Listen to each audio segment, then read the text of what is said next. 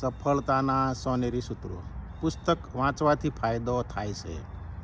લેખક, પત્રકાર અને જમા ઉધાર લખનારનું સુંદર શસ્ત્ર કલમ, પેન, પેન્સિલ હોય છે.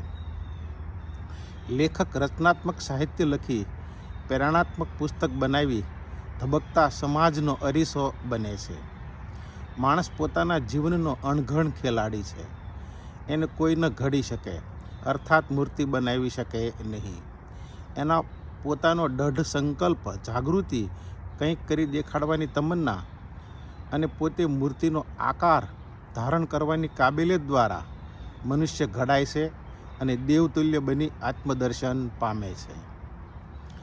પથ્થરની ઠોકર વાગવાથી પડી ગયા, પછી પથ્થરને ઘડતા થઈ ગયા. પ્રકરણ 2.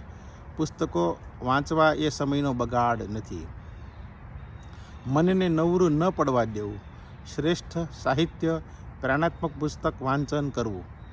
પુસ્તકોનું વાંચન, મનન અને ચિંતન સ્વજાગૃતિ લાવવાનું પ્રથમ સોપાન છે.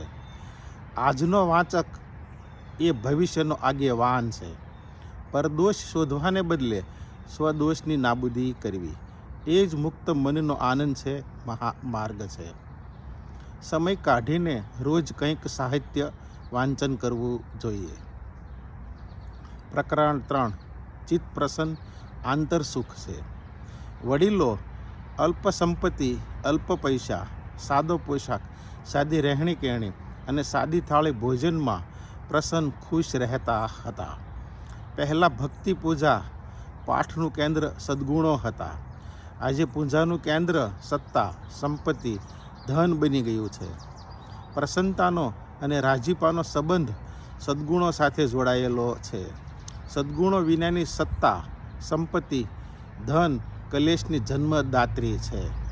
ઘરની ચાવી ભલે પત્ની પાસે હોય, ગાડીની ચાવી ભલે પુત્ર પાસે હોય, દુકાનની ચાવી ભલે ભાઈ પાસે હોય, પરંતુ પ્રસન્નતાની ચાવી તો આપણી પાસે જ હોવી જોઈએ.